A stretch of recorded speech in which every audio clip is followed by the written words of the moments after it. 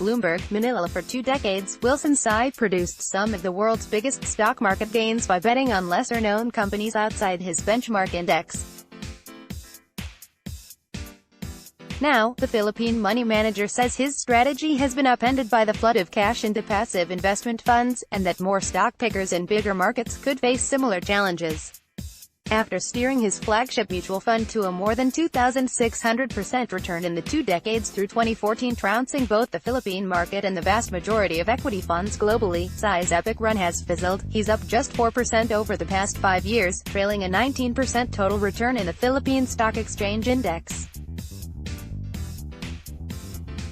Tsai pins much of the blame on the historic rise of index tracker funds, saying they've siphoned cash from smaller stocks and made the securities too illiquid to buy.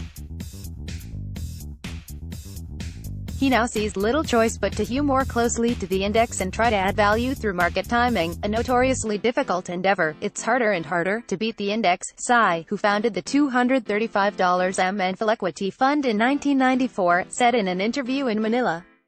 Volume is going into more liquid stocks, so we can't really veer away too much. While other money managers have raised similar concerns in the US and elsewhere, Tsai says the impact on smaller markets like the Philippines has been more extreme because volumes in the country's off-index stocks were already relatively low.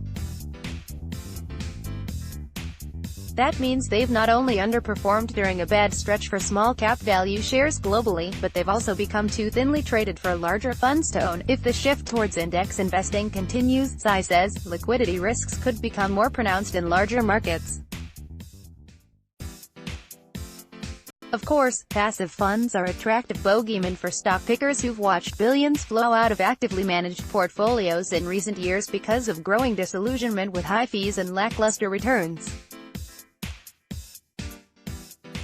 Given the myriad factors that can affect market liquidity and fund returns, it's hard to know for sure how big a role the indexing boom has played in Tsai's underperformance. But there is evidence to support his thesis. For one, stock trading in the Philippines has become increasingly concentrated in companies with a spot in the benchmark index. Those shares accounted for about 76% of the market's average daily turnover this year, up from 62% a decade ago. On Wednesday, just 21 of 265 Philippine shares tracked by Bloomberg had more than $1 MN of daily turnover. Meanwhile, trades that take place at the end of the day, a period when passive funds tend to execute orders, now make up as much as 30% of total volume, versus 10% in 2013, according to Richie Diaz, executive director at UBS Securities Philippines Inc. Assets in passive funds tracking the Philippine equity market have grown to at least $2.2 billion from about $880 MN in 2014 and $55 MN a decade ago, according to data compiled by Bloomberg. Before, stock picking was more pronounced, said Tsai, who first bought an exchange seat in 1986, the year Philippine dictator Ferdinand Marcos was ousted from office and democracy returned to the island nation. Now, it's more liquidity. It's passive funds that are pushing the market.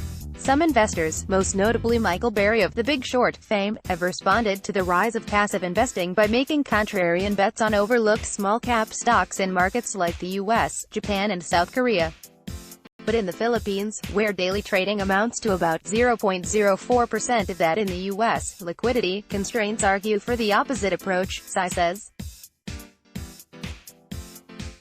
While the 66-year-old former Philippine exchange chairman hasn't totally abandoned wagers on smaller companies, they comprise a shrinking proportion of his portfolio. Tsai's top holdings in the Philequity Fund as of Sept.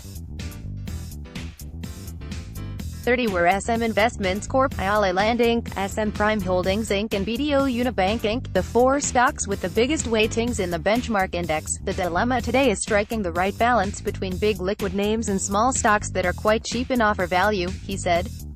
Tsai's plan for a new Philequity International Fund underscores his evolving strategy. Instead of picking individual stocks for the fund, he intends to make bets on global market trends using macroeconomic analysis. Let's block ads. Why?